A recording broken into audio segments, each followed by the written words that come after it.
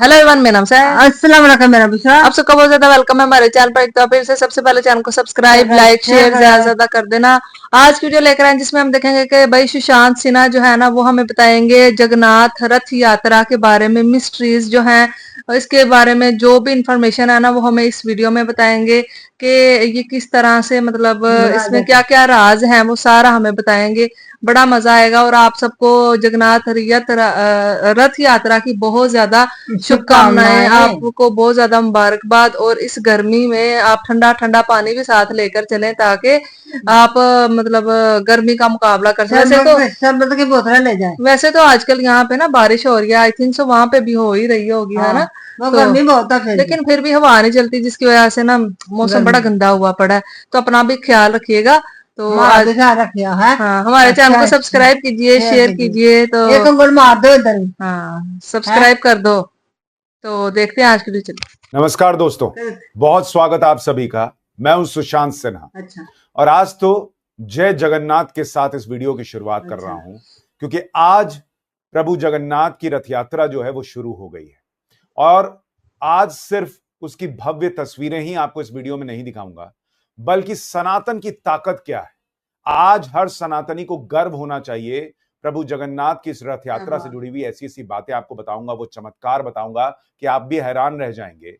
आज आपको बताऊंगा कि इस रथ यात्रा से जुड़ा हुआ किस्सा क्या है, क्योंकि अद्भुत रथ यात्रा है। ऐसे ऐसे चमत्कार के वाक्य जुड़े हैं प्रभु जगन्नाथ की इस रथ यात्रा से कि सुनेंगे तो हैरान रह जाएंगे।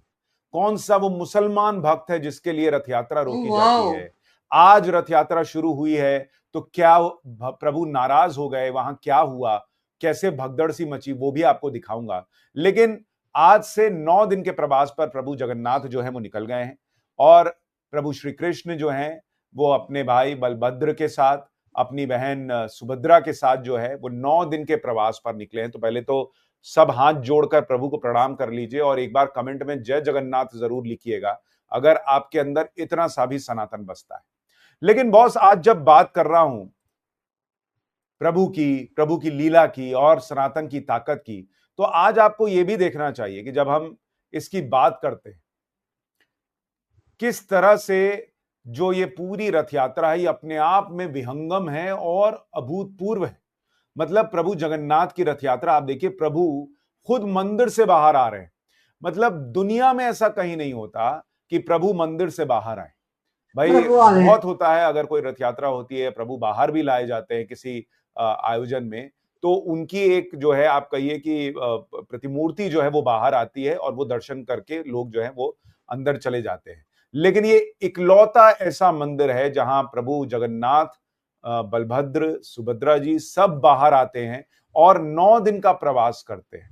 और ये तब भी हुआ था, उस कोविड के दौरान भी हुआ था, जब कोविड में पूरी दुनिया जो है वो अंदर बंद थी, लेकिन प्रभु जगन्नाथ की रथ यात्रा नहीं रुकी।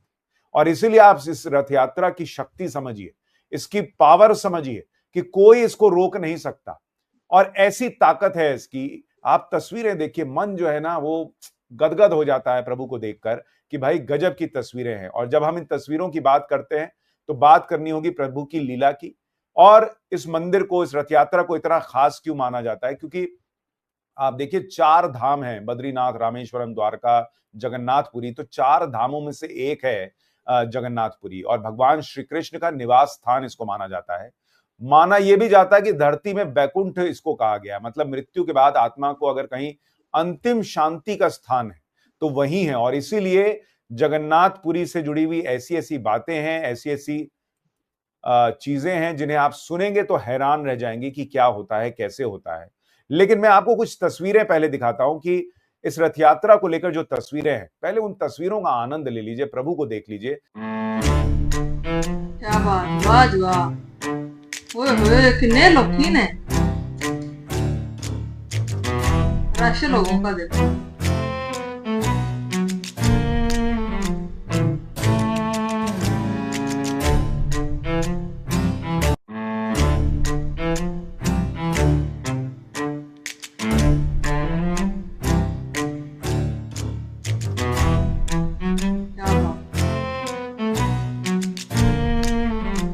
भीड़ देख रहे हैं आप, किस तरह की भीड़, किस तरह से श्रद्धालु जो है इसमें जुड़े रहते हैं, ये अपने आप में अद्भुत होता है। लाखों लोग, और उन लाखों लोगों का मैनेजमेंट भी कोई बहुत आसान काम नहीं है। मैं आपको तस्वीरें दिखाता हूं किस तरह से जो है वहां पर मैनेजमेंट किया जाता है। आप देखिए किस तरह से वहां पर जब इतनी भीड़ होती है और श्रद्धालु निकलते हैं तो उन पर किस तरह से पानी की बौछार की जाती है। जरा उसकी तस्वीरें देखिए।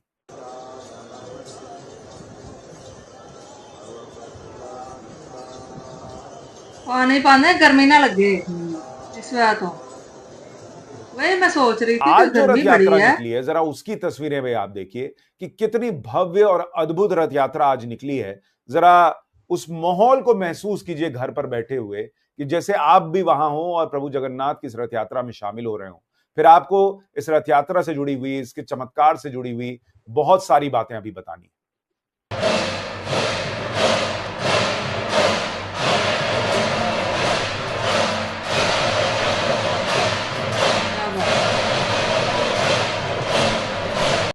अच्छा, जब रथ यात्रा की बात कर रहे हैं तो आप देखिए कि जो रथ है वो कितना खास होता है। जरा इसके बारे में भी आपको बताऊं कि नंदी घोष रथ को भगवान श्री कृष्ण यानी श्री जगन्नाथ जी के लिए तैयार किया जाता है। इसकी ऊंचाई लगभग 45 फीट होती है और इसमें 16 पहिए लगे होते हैं। इसका रंग लाल और पीला होता है और इस रथ पर भगवान जगन्नाथ को विराजमान किया जाता है और गुंडीचा मंदिर तक की यात्रा होती है। अच्छा, जो भगवान जगन्नाथ का रथ है, बलभद्र जी का जो रथ है और सुभद्रा जी का जो रथ है, तीनों के नाम भी अलग अलग है। नंदी घोष, तलध्वज और दर्पदलन, ये नाम दिया गया है इन तीनों रथों को। लेकिन इन रथ को लेकर जाना, इतने लाखों लोगों के बीच रथ को लेकर जाना कोई बहुत मामूली काम नहीं है। बहुत सारी मेहनत लगती है, प्रयोजन होता है और ये आज से नहीं हो रहा है। आपको 1937 की तस्वीरें दिखाता हूं, जरा इन तस्वीरों को देखिए। 1937 की तस्वीरें हैं।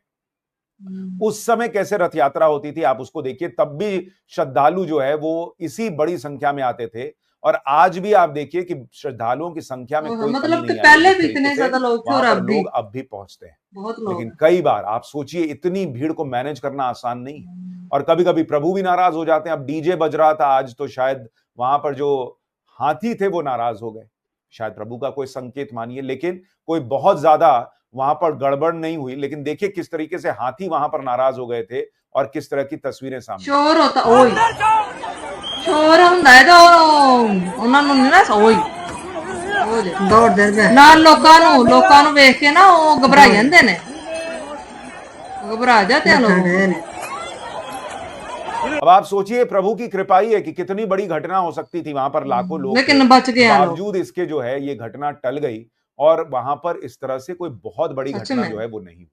लेकिन अब आपको प्रभु से जुड़े हुए, प्रभु जगन्नाथ से जुड़े हुए, इस रथ यात्रा से जुड़े हुए कुछ चमत्कारों के बारे में बताता हूं। भाई सबसे पहले तो मूर्तियों के बारे में जानिए। राजा इंद्रद्युमन जो हैं उन्होंने विश्वकर्मा जी से प्रार्थना की कि आप ही जो है वो मंदिर के लिए मूर्तियों का निर्माण कर दीजिए।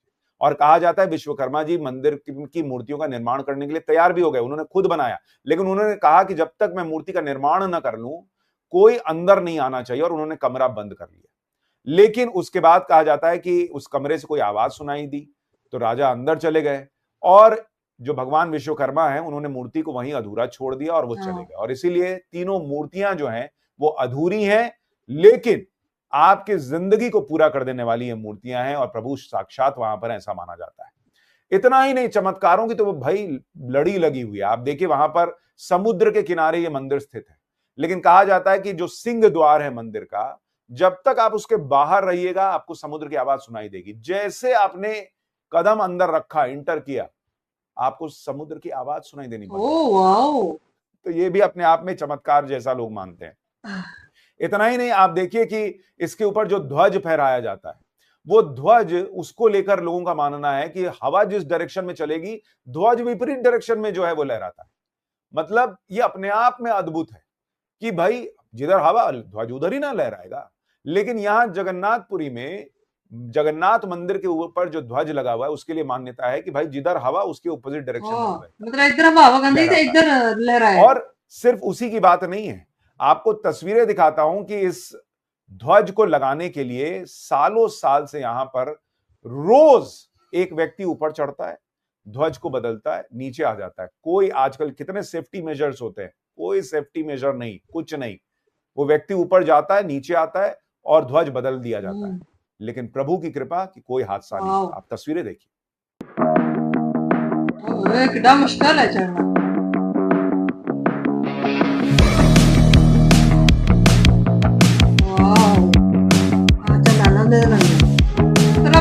देखो ना एडी ऊंची जाके लाना बड़ी गल है। अब आपको बताता हूं उस सीढ़ी के बारे में, जिसके चमत्कार को सुनिएगा तो बड़ा हैरानी होगी आपको। मान्यता है कि वहां पर जगन्नाथपुरी में 22 सीढ़ियां हैं और इन सीढ़ियों में नीचे से तीसरी सीढ़ी जो है वो बड़ी इंपॉर्टेंट है। उसको मृत्यु देवता यमराज का वास माना जाता है उसमें। और पौराणिक कथा यह है कि एक बार यमराज ने देखा कि भगवान जगन्नाथ के दर्शन मात्र से भक्तों के पाप तो नष्ट हो जा रहे हैं, तो भगवान जगन्नाथपुरी से वो मिलने आए। उन्होंने कहा कि प्रभु, लोग आपके दर्शन मात्र से मोक्ष प्राप्त कर ले रहे हैं, तो यमलोक तो कोई आता ही नहीं है। तो उन्होंने कहा कि प्रभु ने कहा कि तुम मंदिर के मुख्य द्वार की तीसरी सीढ़ी पर अपना स्थान ग्रहण कर लो। जो भक्त मेरे दर्शन करने के बाद इस सीढ़ी पर पैर रख देगा ना, वो पापों से तो मुक्त हो जाएगा, लेकिन वो यमलोक जाएगा। और इसीलिए कहा जाता है कि तीसरी सीढ़ी जो है वो यमराज की सीढ़ी है, और जब भी दर्शन करके लोग निकलते हैं तो तीसरी सीढ़ी पर पैर नहीं रखते। अब और सुनिए चमत्कारिक बातें, प्रभु कैसे सबके हैं ये भी देखिए। वहां जगन्नाथपुरी में जो रथ यात्रा निकलती है वो सालबेग में, एक सालबेग की मजार के पास रुकती है। अब आप कहेंगे ये क्या ही कहानी है, अद्भुत है ये कि भाई 200 मीटर जाकर वहां पर सालबेग की मजार, कुछ लोग मंदिर भी कहते हैं लेकिन सालबेग की मजार भी कहा जाता है, वहां पर जाकर ये यात्रा रुकती है और फिर आगे बढ़ती है। कहा जाता है कि सालबेग एक मुस्लिम परिवार में जन्मे व्यक्ति थे। उनके पिता तालबेग मुगल साम्राज्य में बड़े अधिकारी थे, सूबेदार वगैरह थे, और उनका जन्म जो है, पढ़ाई लिखाई सब वृंदावन में हुआ था। एक बार वो भगवान जगन्नाथ की महिमा सुनी तो भाई वो भी पूरी आए, तो वहां पे सुना उन्होंने, तो उनकी इच्छा हुई कि जाके मंदिर में भगवान के दर्शन करें। लेकिन उनको रोक दिया गया कि भाई तुम मुसलमान हो, तुम अंदर कहां जाओगे। तो बड़े दुखी हुए कि अंदर नहीं जा पा रहा हूं, लेकिन उनकी भक्ति खत्म नहीं हुई। और इसीलिए कहा जाता है कि एक रात सालबेग के सपने में भगवान जगन्नाथ खुद आए और उन्होंने कहा कि मैं तुम्हारी भक्ति से बहुत प्रसन्न हूं और मैं तुम्हें दर्शन दूंगा। तो सालबेग ने पूछा कि भाई कब आप दर्शन देंगे। तो उन्होंने कहा मैं जब रथ यात्रा निकलेगी तो मैं दर्शन के लिए आऊंगा।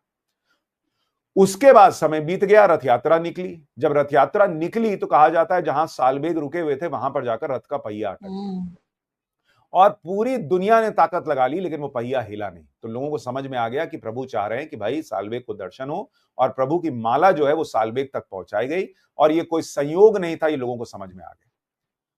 प्रभु हिंदू मुसलमान नहीं देख रहे थे और जो भक्त है सिर्फ उसको देख रहे थे, ये बात समझ में आ गई। और इसीलिए वहां पर आज भी मान्यता, ये तस्वीर आप देखिए, दिखता ये मंदिर जैसा है, कुछ लोग इसको जो है वो सालबेग की मजार भी कहते हैं क्योंकि वो मुसलमान था, लेकिन यहां पर एक मुसलमान भक्त के जो है वो यात्रा हर साल, क्या बात। और उसके बाद रथ यात्रा आगे बढ़ती है।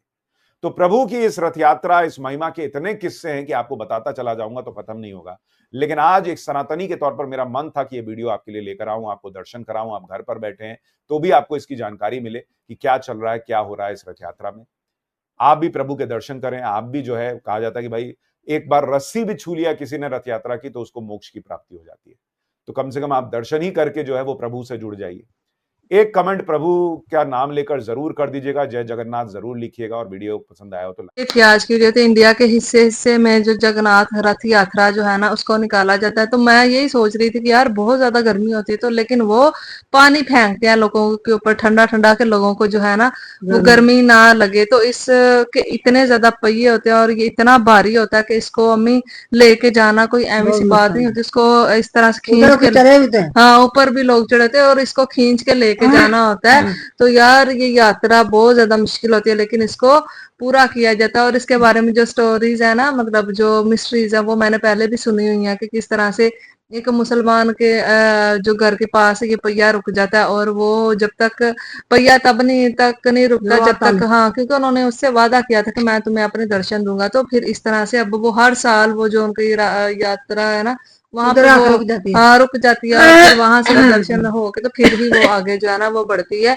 तो यार इसके अलावा ये भी हमने सुना कि एक राजा को बोला गया कि आपने एक जो बंदा बना रहा था ना इनकी वो तस्वीर, वो मूर्ति, उसको बोला गया कि तुमने तब तक अंदर नहीं आना जब तक मैं कंप्लीट ना कर लूं।